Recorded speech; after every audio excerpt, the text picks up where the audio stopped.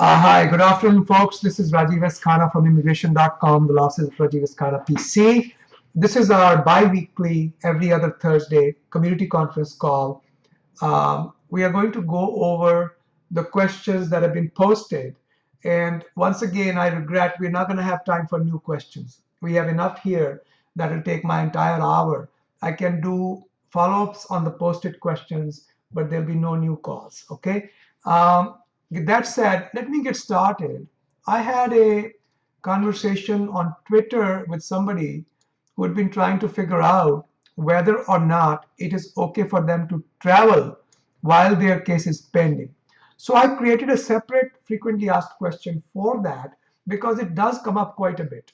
So the frequently asked question is, can I travel during the pendency of my case? For example, if my B extension is pending, tourist visa, or my H1 is pending, or H4 is pending, or H4 EAD is pending, L1, L2, I-130, I-480, I-485, I-485 advanced parole, re-entry permit.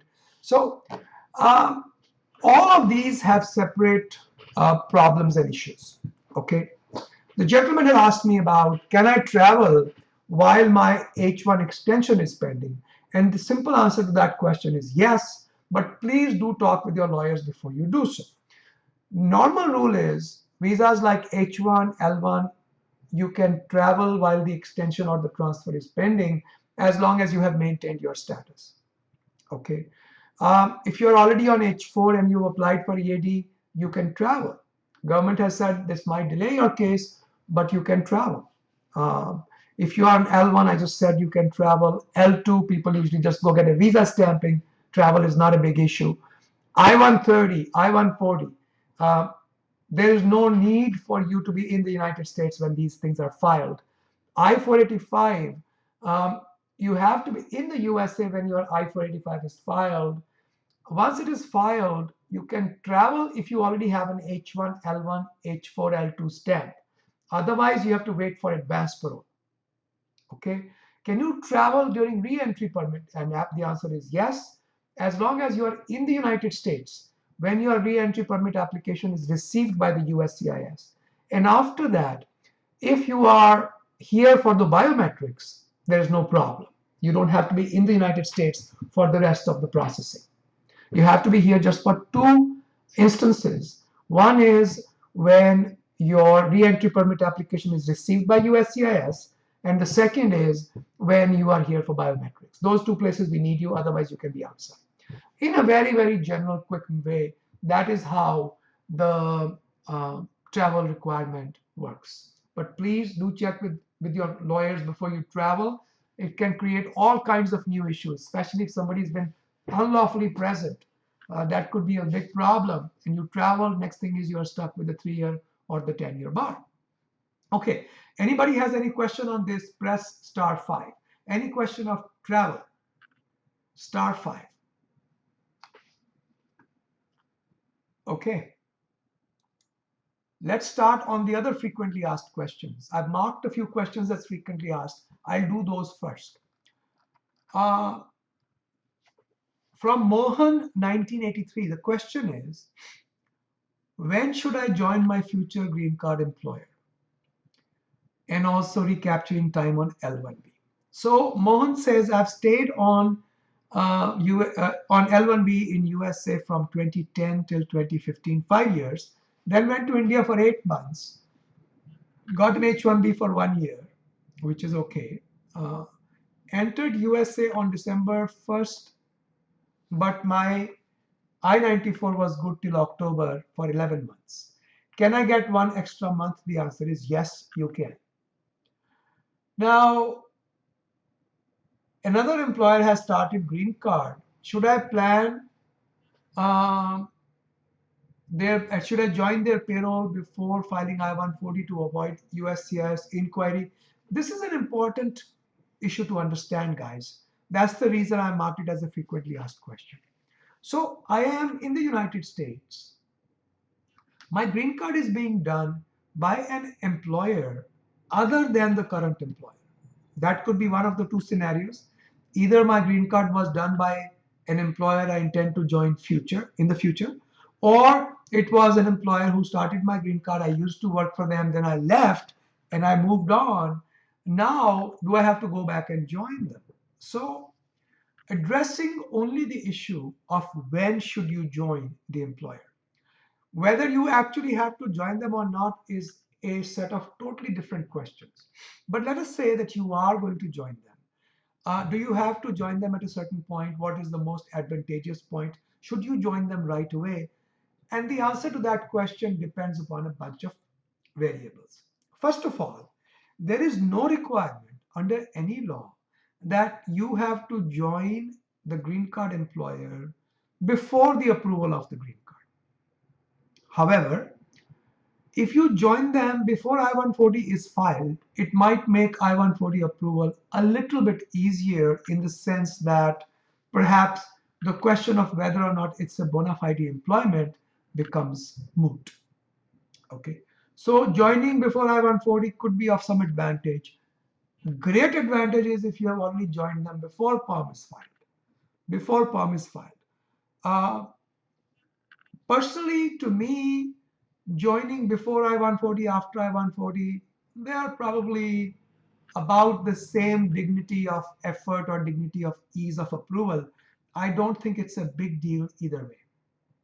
As long as you have the good faith intention of joining them before or after approval of your green card. Interestingly, you don't even have to join them after 180 days of your 485 pendency, because once I-140 is approved and 485 has been pending 180 days, you are protected by AC-21 even through a future employer. So you could join any employer who offers you a same or similar job.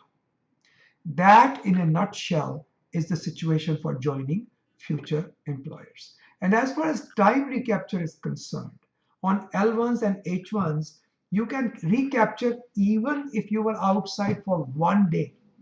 Okay, so there's no requirement that there must be a certain number of days that must be recaptured. This is not like a quantum jump that you've got to have a certain quanta before you can take the jump. This is definitely a trickle down. Whatever number of days you have, you can get them back. Okay. Any questions? Press *5. Any questions on these issues, guys? Press *5, please, on your phone. Press *5. Any follow-up question on these issues? Okay. None. Let's go on to the next frequently asked question. Can a denied H-1B petition make you cap exempt? And the answer is no. Unless the H-1 is actually approved and not revoked before October 1st of that year, you will not be cap exempt. So you've got to have an H-1 approval, and it must not be revoked before October 1st. And if you are outside USA, you must also get a visa stamp. I personally think there are some legal problems with the way USCIS approaches these issues. Nevertheless, this is the way they see these things today. I don't know what tomorrow brings, but today, this is the law. Anybody has any question, follow-up question on this? *5 on your phone, please. *5. Okay, let's go on to the next frequently asked question. Okay, there is one. Texas, go ahead, please, Texas. Hello? Yes, sir. I can Hello, hear. sir. Yes. I was not able to dial *5 for that future employment question on time.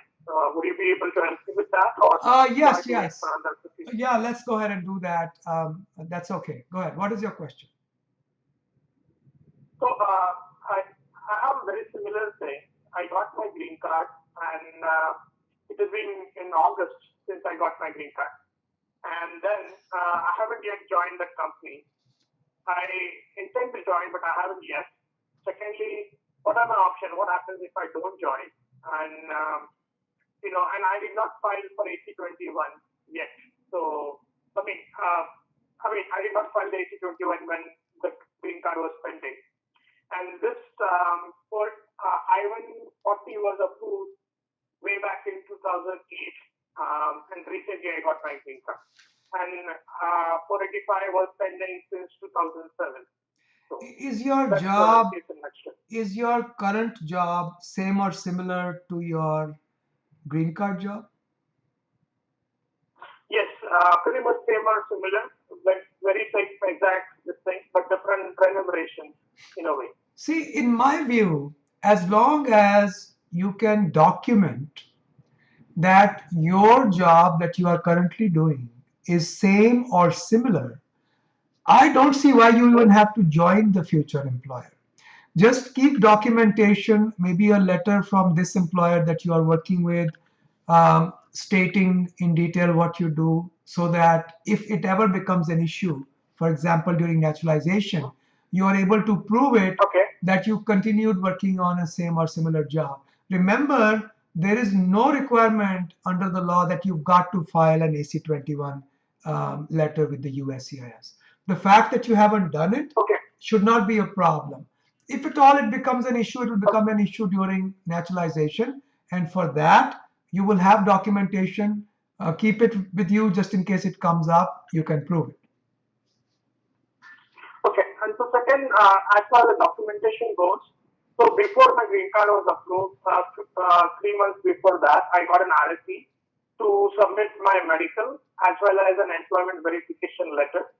So in that time, I submitted both my future employer and my current employer's letter, stating my job responsibilities and salary and everything, and they closely match with my labor petition basically. So they have received that documentation. Then So you have, still, then there we should be, yeah, then you don't have to document it. Just keep a copy of the RFE response. But please make sure yeah, that your lawyers review it and they okay it as the same or similar job. Otherwise, you're good to go. yeah, it was similar job basically. Okay. With almost exact same wording and everything. Then you're good to go. No problems. Congratulations. Thank you. Appreciate the help. Good luck, sir. Okay, let's go on to the next frequently asked question. Special immigration options for UK citizens. Uh, Harita said, I'm a citizen of UK, naturalized, and I want to know if we have any special options moving to USA. Well, almost all countries in the world have the same options. Some countries have some extra options, for example, lottery, DV lottery. Typically, diversity lottery was started for those countries who were traditionally underrepresented in the immigration movement into the United States. And there's a whole list of countries. You can go take a look at the State Department website. They announce it every year. The lottery happens, and lottery is one option. Um, Other than that, green card option for specific countries are no more than other countries. All countries have the same options. There are some special options for non-immigrant visas. Non-immigrant visas are not green cards. They are temporary visas. Many of them are work visas, and they can be used in some cases indefinitely. UK has E1 and E2 visas. Australia has E3 visas, which is like an H1 visa. E1 is treaty trader. If you have trade with the US through your company, you could look at that. E2 is a treaty investor. Treaty trader, E1, treaty investor, E2. India doesn't have this treaty visas. Pakistan does. Many countries in Europe do. So E1, E2, E3 for Australia. There are some special types of H1s for Singapore, Chile, Argentina. But other than that, green card options or TN visas for Canadian citizens, but green card options are the same for everybody. Does anybody have any questions about this topic? Press star 5. Star 5. Okay. How to correct errors on a submitted form DS-260. Now, this issue comes up quite frequently. And the recommended practice is if you have errors on your DS-260 or any form, you should bring it to the attention of the government. I recommend to my clients that send an email out to NVC that you've made some mistakes and just send that out, make sure it's documented, and you correct the errors. They probably won't do it once it's submitted. When you go to your interview at the consulate, take a copy of that email and have the officer there correct the record. That is typically what is done. Okay. Now, simple errors like spelling mistakes and change of address, these are not big deal. I wouldn't worry too much about it. But go ahead and put it down in an email to NVC. Then when you go for the interview, just point it out to the consular officer. That way you protected yourself. Anybody has a follow-up question? Star five. Star five. Okay. All right. So I think our frequently asked questions are done. Let's go back to our regular questions now. So Hamid, Mariam says, not Hamid, Mariam says, I'm on USA on F2 visa, which is valid. Spouse is on F1, OPT. I applied for a change of status to start school in fall. USCIS did not decide my case, and they sent a request for evidence in October. I missed the semester. I did not respond to that letter. I plan to make a trip back home and return on the merit of my valid visa. So basically, you're coming back on your F2. My question is whether the attempt to change from F2 to F1 will be a problem. I'm not worried. That does not appear to be an issue. Because remember, until the change of status is actually granted, your F2 is not disturbed. Okay? And when you don't respond to an RFE, your change of status is deemed to be abandoned, which means you want to stay where you are. So I don't think this is going to be an issue, Mariam. If you have any question on this, star five, Mariam, if you're on the phone. Okay, let's go on to the next one. Rakesh says, how much time does it take to change employers H1B transfer outside of country under regular processing? A few months. A few months. It can take easily 6 months more because these days USCIS is suffering from some strange problems with H1B processing. So it can be a few months. If you're in a hurry, I would advise you to think about a premium processing. I'm a Canadian citizen. How to get H4 visa? Pending I-485 application to register since 2007. Well, H4 visa is very easy. You're a Canadian citizen. Hang on a second. I'm a little confused. You are asking me about H1B transfer outside of country under regular processing. Then you say I'm a Canadian citizen spouse. How to get H4 visa? This is a very confusing question. Look, Canadian citizens do not get visas except for E2. I don't know if E1, E2 for sure. But E2 is the only visa where they have to go to the consulate. L1, H1, H4, they basically just come through the airport or through the border. They are given an I-94 at the border, so they don't need a visa stamp. If that is your question, I'm not quite sure. There is a raised hand, and I'm not sure what that raised hand is pertaining to. I think it's from Canada, so it's got to be this issue. Rakeshji, go ahead, please. I can hear you. Hello, sir. Good afternoon, sir. This is Rakesh. What happened? I want to apply for my wife for H4. How it work out? That's why I want that question. Oh, okay. And our 480 pending since 2007. Okay, okay. Now, your spouse is a citizen of Canada?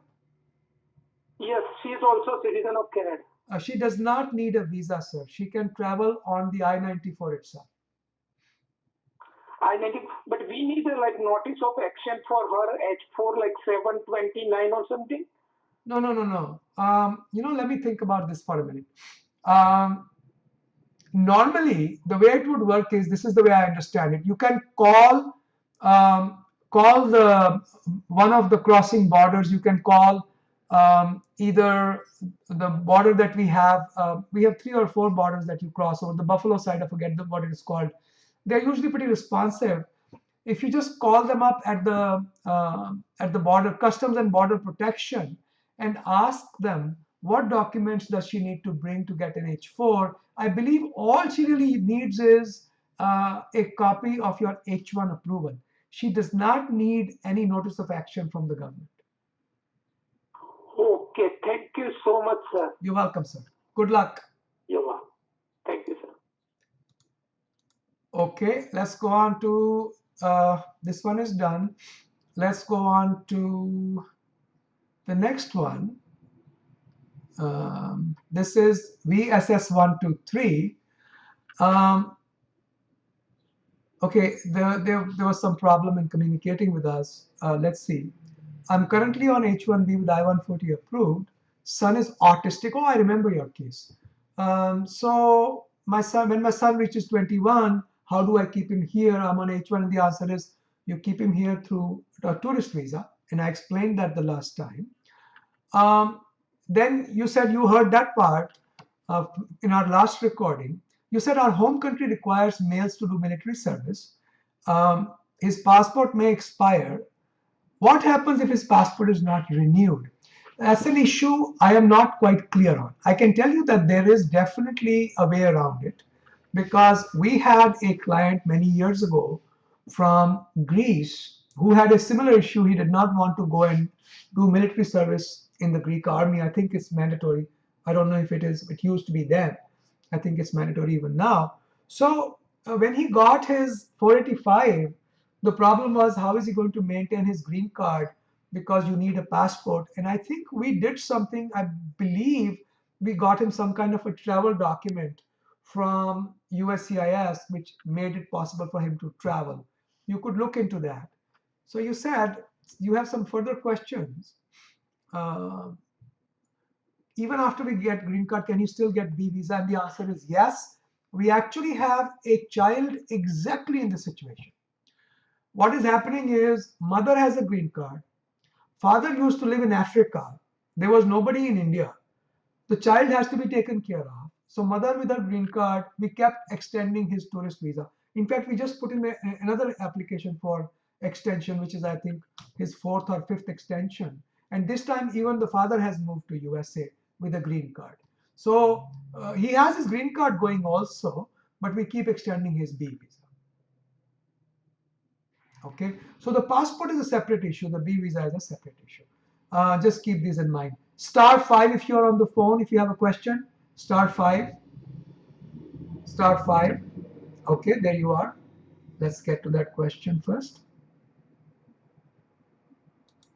Okay, I have you. Go ahead, please. I can hear you.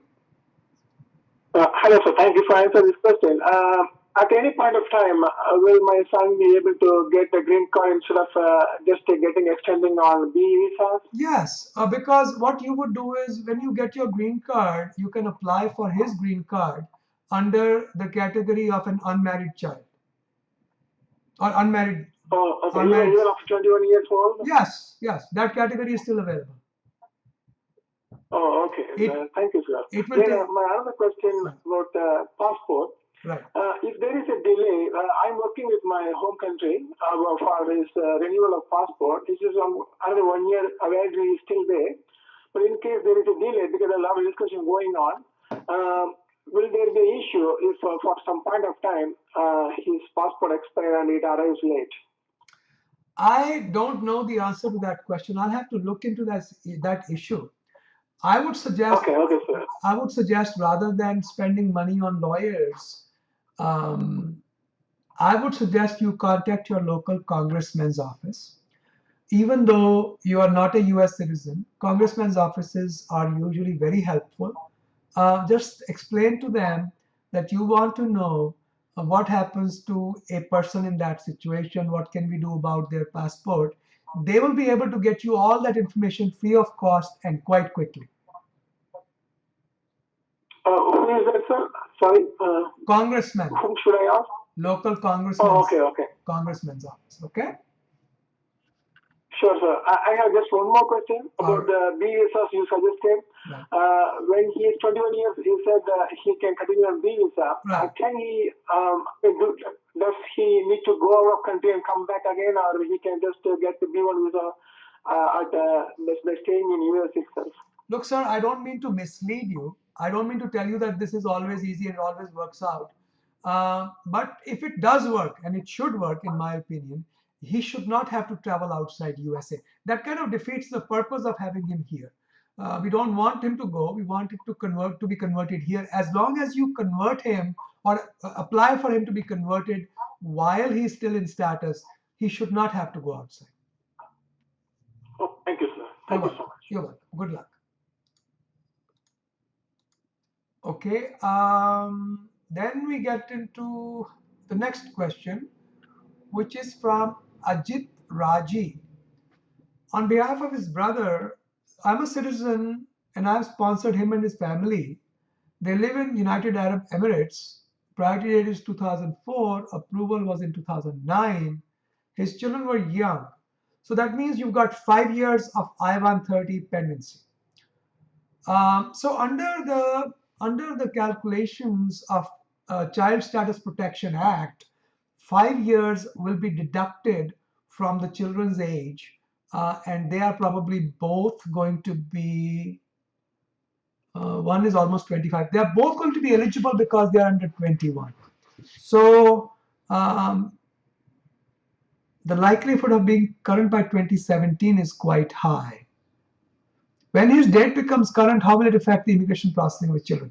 His children, at the age of the dates becoming current, will be entitled to approximately 5 years deduction. March 2005 to 2009, it will be deducted from their age. And if they are under 21 in 2017 by that formula, they will be entitled to a green card through the same petition. Daughter has been admitted to pursue we plan to disclose. Good. Yes, you must disclose that she has a green card going. No question about it. If you're on the phone and have more questions, press *5. *5. I'm going on to the next one then. Okay. SS Pone says, I'm an Indian citizen, H1B 9 years, employer A, permanent I-140 approved under EB3. I want to join B, who is going to start my green card under EB2. I'm told that my employer A revokes I-140 when I quit. I plan to use my existing I-140 to transfer my H1B and seek 3 years extension. But if I need to change to employer C, then what happens? Well, under the current regulations, you would have a problem. Because if you don't have an existing I-140, the maximum you can get is whatever is remaining on the first case. We did that recently for somebody. So let's say you got 3 years, you move to employer B. 1 year down the line, you want to move to employer C. The I-140 is withdrawn by A. You can only get 2 years, whatever remains. At least that's what government has been giving us in these cases. I don't know if there's a written policy on this, but I can vouch for the fact that at least one of our clients got it recently. Okay. If you're on the phone, *5, please. Any questions? *5. Okay, let's go on to the next one. OCI card holders. I'm sorry, I don't know anything about OCI because we practice on the US side, not the Indian side. You will have to check with the Indian consulate what they say about this. I can't help you. Next question. From Janus99, any more information on EAD for I-140? Do you think it will be approved? Well, first of all, I think it will be very difficult for that particular regulation to go forward. I think Obama government has recognized that. They'll probably get sued if they make it possible for you to get EAD at the I-140 approval stage. I don't think it's going to go forward, but I do not know. I am not capable of prognostication or looking at the future. But if I were to guess, my guess would be that I-140 EAD will probably not work. Okay, *5 if you have any questions.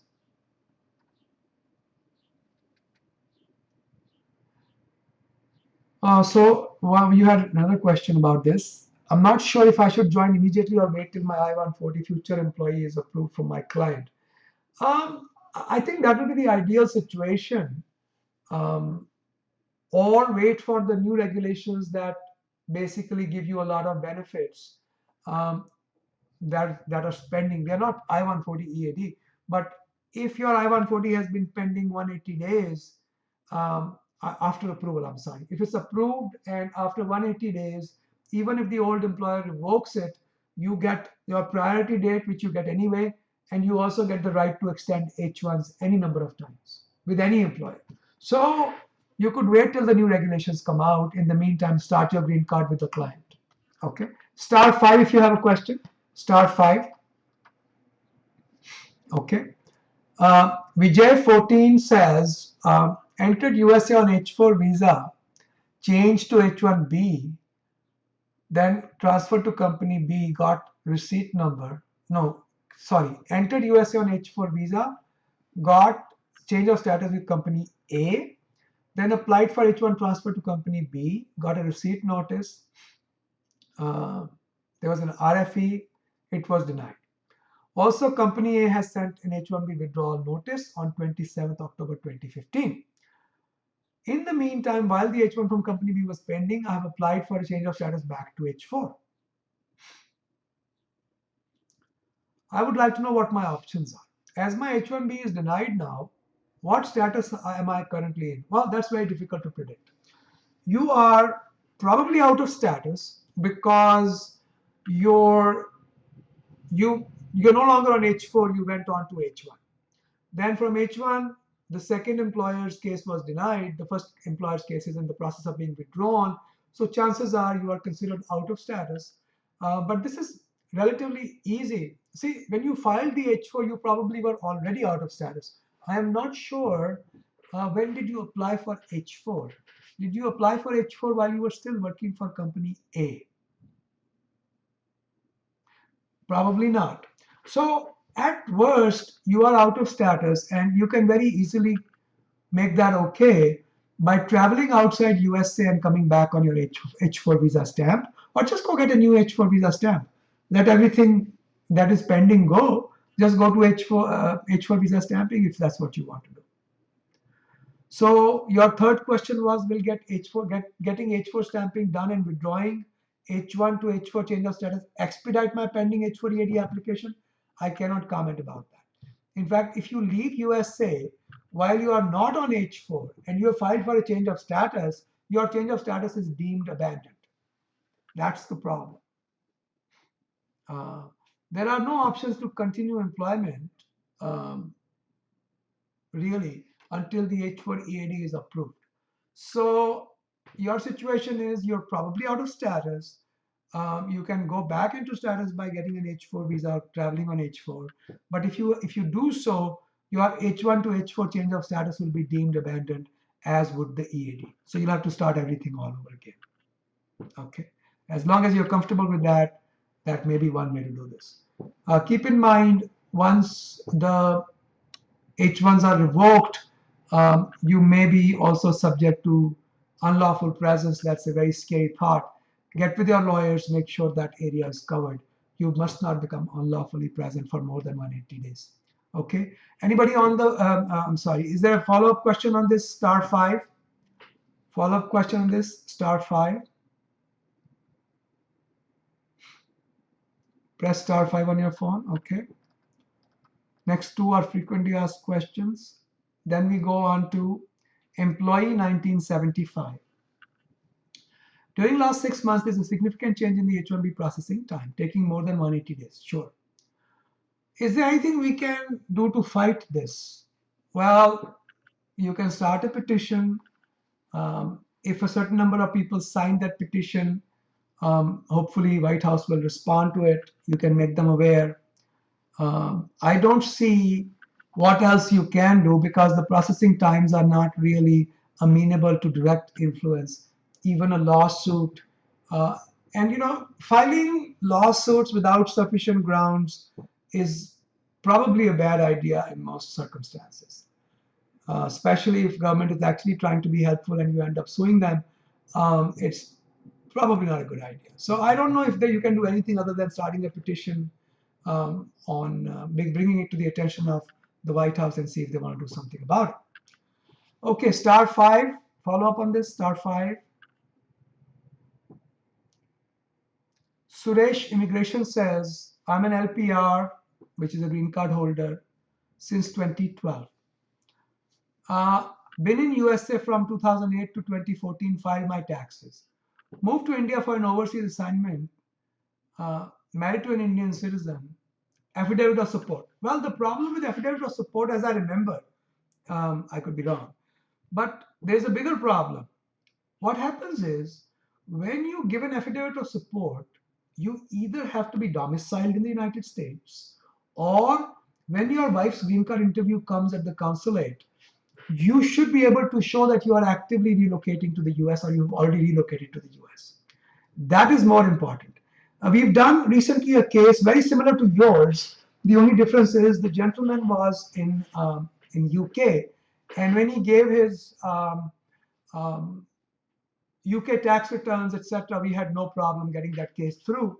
As long as you've got enough money to show, you should be okay. So that is not the problem, but you need to be aware that you will have to be domiciled in the USA before she will get her green card.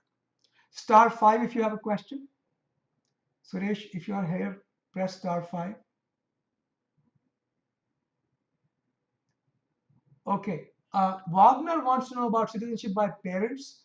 There are some very strange rules about this, Wagner. I don't really know what all the rules are off the top of my head, but I can tell you where you can get the information. Go to the USCIS website, uscis.gov. They have a naturalization handbook. So you can look for it under either naturalization section or under laws section. Read through that. They actually have a very nice little table. I remember that. They're a very nice little table which can help you assess your eligibility. And if you're still not clear, post it for us. Maybe I know the answer to any follow-up questions, but I don't know the answer to your question off the top of my head. Okay, so I'm not going to be able to help you beyond this. But go to the naturalization handbook on uscis.gov website. Janus 99, I-140 approved prior to date 2013. If I leave my present company, join new company, will I get 3 years extension? The answer is yes. Are they removing per country quota limit? The answer is no, they cannot. It can only be done by Congress. It cannot be done by Obama. Next question, principal applicant, born in India, I-140 approved. Fiance in Nepal, getting married in a few months. Is it possible to get I-485 filed after my marriage? The answer is yes. Who needs to file the I-485? My employer or me? I-485 is always your application, but it is filed based upon an eligibility that is a function of your employer's job offer. So if you were working for employer A, or you call it AA, and you moved over to employer, let's say B, when you want to file 485, if the I-140 has been approved through AA has to give you a genuine job offer, which you have to have the intention of accepting, and that will become the basis of the 485 filing. So to think, can I do it on my own? Yes, but it is based upon the petition of the employer. It is based upon the job offer of the employer. Once it's been filed, 485 has been pending 180 days. You don't have to join them as long as you take on a similar job anyway. Okay, I hope that makes it clear. Star 5 if you have a question. Star 5. Okay. I think I'm going to have time for new questions, guys. So this is actually, we are already at the last question. We still have at least 20 minutes left. In 20 minutes, I can do a lot of questions. So, oh, there is a question. Let's get to that. 1 second. California, go ahead, please. California, go ahead. Hello. Yeah. Raju, this is the question about being the principal applicant and filing the I-485 based on fiancé after marriage. Yes, Nepali girl, Nepali lady, you're getting married to. Sure, got that. So at the time of filing the I-485, I should have a letter from the employer who I have left that they are willing to offer me a job and hire me at a later point of time, even though I may or may not join them at a later point. That in a nutshell is the situation. But don't just take my word on it. Sit down with your lawyers, go over all the possibilities, what could come up, what couldn't come up. Theoretically, that is the way to proceed. It's no problem. Theoretically, as a practical matter, I don't know your case. I see. Okay. Okay. All right. All right. Good luck, sir. Okay, let's go on to the last question. Moved regarding H-1B of my wife. This is Shashank K. Moved from USA to Canada in April 2013. My wife's approval was valid until July 2014. We've been living in Canada. Now we want to move back. So she's not subject to the quota. I'm assuming that she was actually working here. If she was working here, she is not subject to the quota. It's simply, well, when you go from F2 to H1B or any visa to H1B, it is never a simple change of status. It is filing an H1. The only question is, are they going to be subject to the quota or not? And the answer is, they will not be subject to the quota. If they have been working in the last 6 years, they were approved, they got their visa stamping. If they were outside USA, if they were inside USA, they got their change of status. So short, if she was actually working, she's fine. She's not subject to the quota. Okay, folks, any questions on any topic, *5. I'm going to take the Canada question first. I think that's Shashank. So first I'll do the Canada question, then we have 5 new community members with questions. Canada. Yeah, hi Rajiv. Yeah. Hi Rajiv, this is Shashank. Thanks for answering that question. Actually, I am. So I have 2 follow-up questions to that. Mm-hmm. One is, I am in a similar state as my wife. When I left the US and my employer transferred me to Canada, I still had a good about 16, 17 months left on my H1B visa. Okay. So now I'm planning to go back to the US to get my PhD. So I'll be studying there. Okay. But in between, if I do decide to go back to work, right, same thing as you said, I would not go under the quota. At that point, I do have to file for a change of status and wait for that to get approved, right? Right. One thing I want to also put in your vocabulary. There's a phrase called remainder option. Remainder option. That says if you have been outside USA for 1 year, but you had an H1 before, you have 2 options. Either you can be subject to the quota and get all 6 years of H1 back, or you can be exempt from the quota and just take whatever remains of your H1. I see. Okay. One thing about that quota was when I actually moved to Canada, I'm not sure if my employer ever withdrew my. That doesn't matter. That is not. Doesn't matter. That is not a problem. When you physically left USA, your clock stopped. You're fine. I see. And one last question actually. Right now, I have 2 visas to the US. I have a L1 visa with my employer. Okay. And as I said, I'm going back to school, so I've already got an F1 visa. Just got it approved. So let's say, and I'll still be joining the university sometime in May or June. So meanwhile, if I have to travel to the US for my employer, can I use my L1B visa, L1 visa, or is it cancelled because I have my F1 visa now? Did they cancel your F1 visa cancel your L1 visa when they gave you your F1 visa stamp? No, they did not. Yeah, both visas are still valid. You can choose to enter an L1 way. L1, I don't see how it negates your F1. I see no problem with it. Okay, neither one of them I could choose to go at that point, right? Whichever my intention of entry to the US is, if I'm a student, I can use my F1. That is what I believe to be the case. Yes, sir. Okay. Okay. Thank you so much, Rajiv. You're welcome. Good luck. Okay, guys. I have not been able to do this for last couple of calls because we've been so busy with the posted questions. But today I had actually, I told everybody I'm going to try to do my very best to answer everybody's questions. So we have time. I make time. Only 5 people have raised their hands. Guys, if you have any other people who want questions answered, raise your hand now. Otherwise, I will not take your question. 6 now. So 6 people have raised their hands. Okay. I'm going to begin in the order in which you logged into the call. Whoever called in the first, we'll start with them. So the first person is from New Jersey. New Jersey, go ahead. You're on the phone, please. Hello. Hi. I had actually no, posted a question, but I think that was not in the part of this forum. The thing is, I am over here with my daughter on a B1, B2 visitor visa, and my daughter has been, no, the doctor said that she has a ASD, autism spectrum disorder, and she needs to go to the East Windsor Regional School for the therapy. I'm going to be here for 6 months. The question is, my sister-in-law has already made an application for a green card on my husband's name.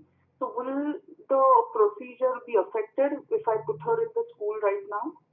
Usually, no, because that process of the green card takes 10 plus years. So, Hmm. normally, I can't predict the mind of the government, ma'am. It is difficult to say what they will do. But in today's conversation itself, we had a case where somebody had a green card pending and they got a student visa in similar circumstances. Tourist visa, student visa is about the same. So, in my view, um, I think of it as a relatively remote problem that a green card through your husband is pending. You should be okay. Okay, because that has been applied in 2007, and Right. now it's 2014. So it's like nearly in 2 or 3 years he might get it. So if in case, like, it can cause any problem, I really don't want to go ahead and put her in any school and create a problem. Well, So, if you're looking for guarantees, they don't exist because tourist visas are always a problem. You never know when you are going to get it and when you are not going to get it. So if mhm. you're looking for security and surety, don't because there is no such thing. Okay, but I'm sorry, but as you said, like, it's okay if I put her in the school for the therapy till the time I'm here. Like, I can just telling them that she needs a speech therapy. I do not know the answer to that question. If she's here Hmm. on a tourist visa, can she go through therapy? Did you tell the government, tell the consulate when you applied for her visa that she'll be going for therapy? No, no, no. It was when we came over here, we discovered that she needs that therapy.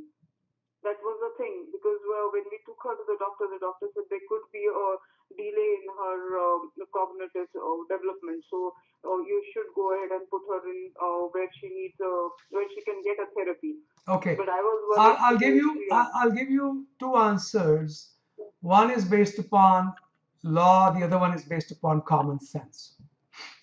Hmm. Legally, I do not know whether this situation is acceptable or not. My guess, this is not something I have researched, my guess is that when an unprecedented, unforeseen situation develops, it will not be too far from the use of a tourist visa to put the child through the therapy that she needs. Otherwise, she's going to suffer a lot of harm. Common sense says, this is my child. I've got to protect her. I don't care what it takes. If there's a chance, I'll take it because I don't have any other option. If the school can Okay. issue her a a student visa, and you can apply for a change of status for her to student, great. If not, even that is kind of complicated because under the law, there is a regulation. If you change to student status from tourist, you must declare first at the airport when you are entering that you intend to change. Otherwise, they may not give you a change of status to F1. So it's a pretty complicated situation. But common sense says if it is a child's future and it is relatively a gray area, I would just go ahead and do it. But you want to be secure in your decisions. Get yourself a lawyer. Let them review the um, law on this issue very carefully. I think they'll come away with the same bottom lines that I've given you, but it's best to double check that. Okay? Okay. Anyway, thank you so much. You're Uh, welcome. Good luck. thank It's hard to be in this situation. I understand, but uh, unfortunately, sometimes the answers are just not clear. Okay, let's go to Tennessee. Tennessee, go ahead, please. Tennessee. Hello. Yes, sir. Yeah. Good morning, sir. I have a couple of questions. So, right now my H1 is pending, and it is applied till April 5th. That is my end of 6-year quota. And my perm is also pending from the same employer, and I'm expecting to get in a month or so. But thing is, I'll not be able to have a lot of time to apply for I-140 and get the approval and get my new H1 renewed for 3 years. So in that case, what are the options we have? And one more thing is my wife is currently pregnant, 32 weeks, and she's due April. So Okay. we cannot travel back. Okay. In that case, Let's look at this thing one thing at a time. When was the POM filed? POM filed in November 1st week, November 2nd date. Of 2015? Yes. Okay. When does the H1 expire? 6 years? April 6th. Okay. Have you recaptured all the time you spent outside USA? Yes. Do you qualify for any other visa like an O1 because of your extraordinary accomplishments? I'm not. I don't think so. Okay. Well, have your lawyers look at the possibility of an O1 and or a trainee visa like an H3. These are all long shots. Now, what you can do is before your current H1 status expires, you can apply to the United States Immigration and Citizenship Service, USCIS Citizenship and Immigration Service, ask them to give you tourist visa status or tourist status. If you get the application in their hands before April, when your H1 is expiring, you are not out of status until that case is decided. That case could take 4 or 5 months to decide. Okay. In the meantime, if your POM gets approved, I-140 gets approved, you can always apply for H1. Worst case scenario, you have to go outside for visa stamping. This will take care of the problem of immediate travel not being necessary. Yeah. So in that case, so for I-140 and getting the H1 applied on I-140, so you said I need to go out of the country to get the stamping back. Worst case scenario. Yeah. So if that scenario comes up and my wife is in a situation she cannot travel, or I need to get my baby's new passport and the OCI card. Hang on 1 second. Remember one thing. The most lethal thing that can happen to somebody in your situation is if your wife is unlawfully present in USA for 180 days. Okay. Okay. Unlawful presence will begin only when her tourist visa application is denied. So that means, first of all, it's going to take them 3, 4, 5, 6 months to decide on the tourist. When they deny it, if they deny it, you have another 180 days before something really bad happens. So there's plenty of time for her to get ready to travel. Okay. And in this meantime, can I still be working for the same employer? Because you cannot work. You cannot work when your H1 expires. That's it. You sit at home. Okay. And but I can stay on B2, waiting on the status, but that I is cannot correct. work. That is correct. Yes. Okay. All right. Can I ask you? Can I ask one? I think you're taking a lot of time, but make it really quick. I'll give you another 20 seconds. Go ahead. Okay. So if I cannot work, I mean my insurance, health insurance, everything goes off. So no, that is not true. That's up to the employer.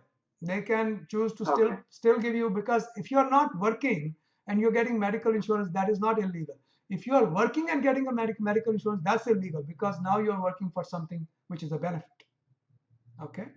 Okay, sir. I got it. Thank you. All right. Bye. Okay, folks, despite my request not to raise your hand, once I'm done with this call, you've raised your hand again. I will not take the last raised hand. Sorry. Going back to, so put your hand down. I'm not going to take it. I counted 5, 6 people at that time. Now another person has raised their hand. I cannot do this. Sorry. Okay. Well, for that, I don't know who raised their hand last. All right. Let me just make a note of who are the people who have their hand raised. So no more calls after that.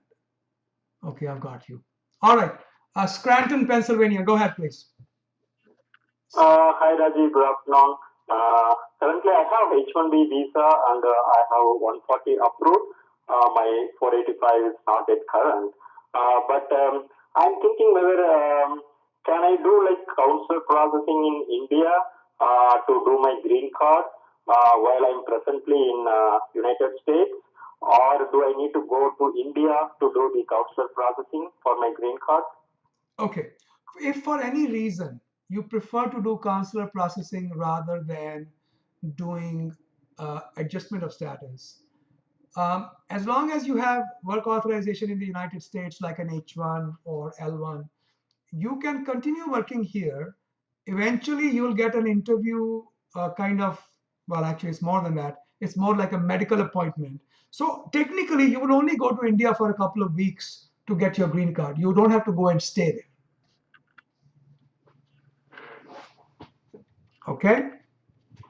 So that means like if I choose to go for council processing in India, so do I need to apply through online, or what is the procedure to do that? To convert a 485 case to consular processing, you have to go through a form called I-824. But if the I-140 is being filed and not yet approved, you can make that choice at that time. Then you don't have to file anything. Okay. Okay, so I need to choose that when my 485 is. No, when your I-140 is filed. Oh, okay, okay. So I can do that physically from here, right? From United States, I just need to file that application online. I-140s are not filed online. I-140s are filed by mail. When you file the I-140, you will make the election at that time whether you want to do adjustment of status or consular processing. If you are in doubt, I would suggest you choose consular processing. Why? Because converting from consular to 485 is very easy, no time at all. Converting from 485 to consular takes time. Okay? Okay, so I need to choose where I want to do the council processing at the time of I'm applying 140. Is it? At the time, yes. At the time when you're doing I-140. Okay. So if I have not chosen like that and my 140 is approved, so then you have to go through the I-824 process that can take several months. Oh, okay. All right. All right. Okay. Thank you very much. You're welcome. Good luck. All right. Let's go to Alabama. Alabama, go ahead, please. Hey, Rajesh, this is Suraj. I have a question for you. Me and my wife, we filed our I-31, 131, I-765, and I-48, 485. My work permit and travel document have been approved already. On the February 10th, we see an online status that for me and my wife, we have an RFE issue. My wife has got RFE in mail, and they are asking for to prove our marriage as a bona fide marriage. I still have not got my RFE in mail yet. So my question here is it safe for my wife to travel to abroad when we are still working with the RFE? And should we show how when she was away from United States after marriage for 7 or 8 months, should we insert the logs and the call that we make to each other in that document to put the marriage is bona fide? And what I can do to get my RFE get in mail? I still haven't got it yet. Okay. First of all, you can do nothing about the RFE. It will come and it will come. Okay. As far as traveling is concerned, how long does she want to be gone? She needs to be there around the month of April, the whole of April, and my RFE response date is by the May the 13th. Okay. I don't see any problem with the travel because for the case to be denied also, it takes a while. So she could be using her advance parole to enter the US as long as she comes back after the month of April, she should be okay. I don't see any problem with it. Okay? Okay, so and when we submit the RFP evidence, USCF has sent an envelope within, which is very tiny, and I'm not sure how can I fit all my 40 or 50-page document inside that email or that envelope. And is it okay to use some other envelope? Of course. So Of course.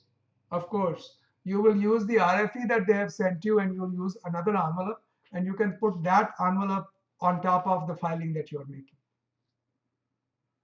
Okay? Okay, so you can use a big envelope and put the small envelope on top of Absolutely. I don't see any problem with that. Okay? Okay, and what about the time that we are in apart, like when he was traveling to Australia and Nepal, I was here. Do I need to fill the logs, the phone calls, like Skype and Fiverr? Well, now you are going into specifics which I can't comment about. Until I see the RFE, I see exactly what they're asking for. I can't comment. The RFP said that how your marriage is. Sir, I need a good half hour to go over your case with you. This is not a question I can answer in 3 minutes. So get yourself a lawyer, talk with them. If you have any doubts, I don't know what to answer. I don't know the facts of your case. I don't know what amount of evidence you will need. Seems like a simple RFE, but who am I to make a decision without looking at the papers? I gotta go to the next call. Good luck. Folks, respect the fact that I am making judgment calls based upon the information that you are giving me. That information may or may not be complete or accurate. I could be completely wrong in my advice because I don't have all the facts. I'm doing the best I can, trying to guide you. Always double check, always make sure when something is very important, make sure you talk with your own lawyers. You want us to do a consultation for you, I'll be happy to do it. I need to review your paperwork. I need to spend time with you going over your case. Can't do it like that. Let's go to California. California, go ahead, please. California. My job on I can't hear you. Sorry? I cannot hear you, sir. Can you talk a little bit louder? Can you hear me now? Yes, much better. Go ahead, please. Yeah. So my question is the facts of my case are I lost my job on Feb 15. I actually sent you an email 2 days back. Okay. And I filed for a visitor visa B2 on Feb 16. It was sent by. Yeah, I remember writing back to you that even 1 day gap can be excused or not excused by USCIS. Problem is you are considered to be unlawfully present from the day your I-94 expires or is withdrawn. So having filed a B2 when you are out of status and unlawfully present even for 1 day does not protect you unless the government grants the B2. If they grant it with the I-94, then you have no problem, but you cannot take that risk.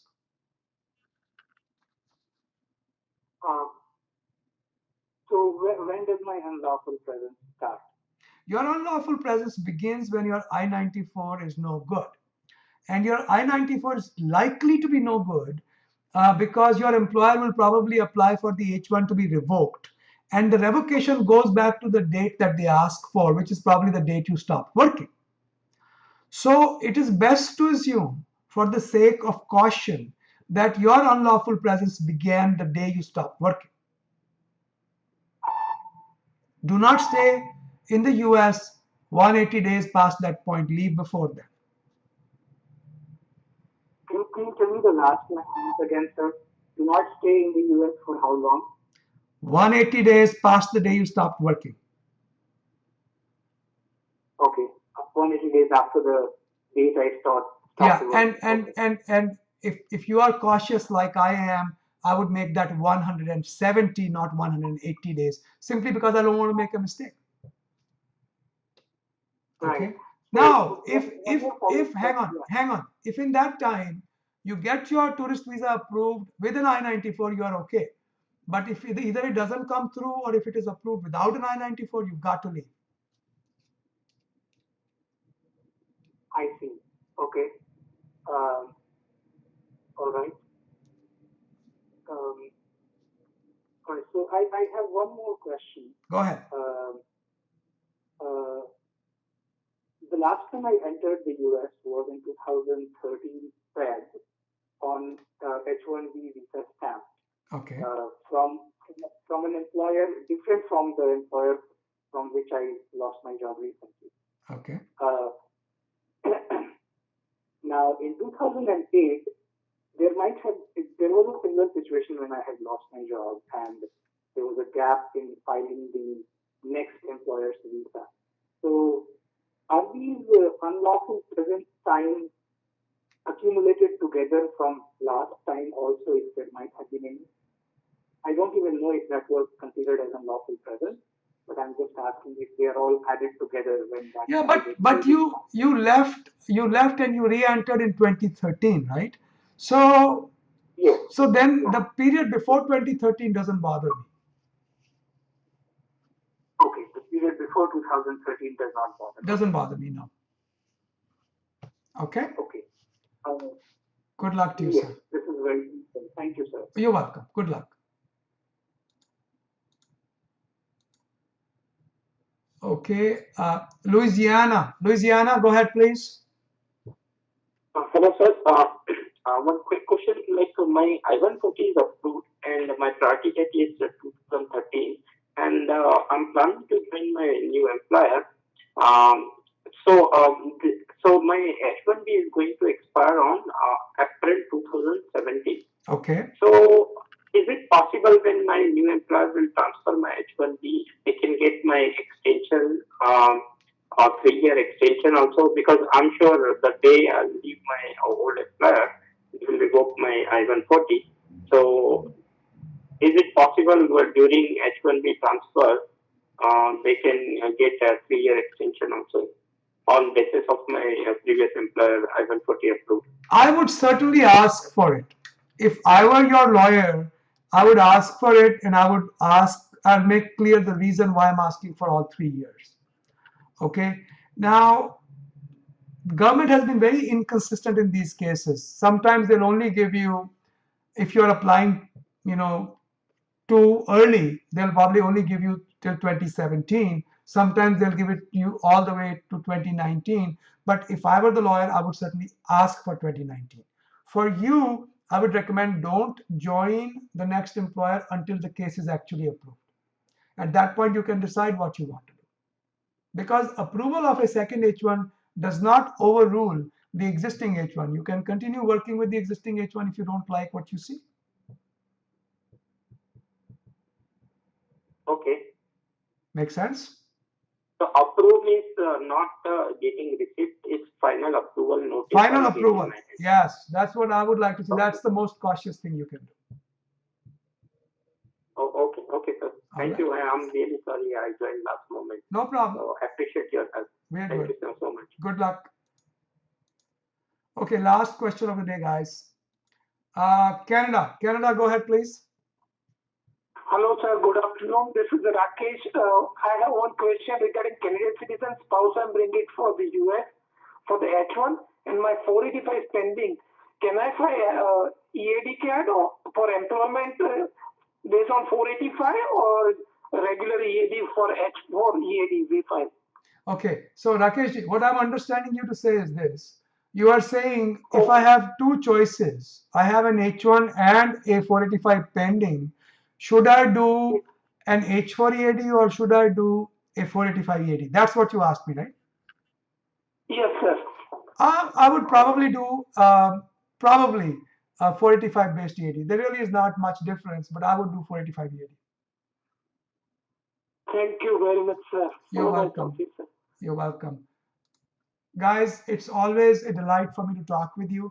I may get tired a little bit towards the end of it, but I try my best. And if I had more stamina, I would stay on the phone forever. But it's always good to talk with you, and I'll talk with you again in 2 weeks. Thank you all. Bye-bye. Every other Thursday at 12:30 p.m. Eastern Standard Time, we host free community conference calls. Everybody is welcome to join. Some people post questions ahead of time. You can take membership in our forums. All of the details are there on our website, immigration.com. You can take membership ahead of time, and it's instantaneous. It happens right away. And post your questions beforehand, or you can just log in. The phone number and all are provided: 202-800-8394, 12:30 Eastern Standard Time every other Thursday. We have free apps for both Apple iOS platform for your iPhones and iPads, as well as for Android. Just look for immigration.com, the period dot, and the application should show up.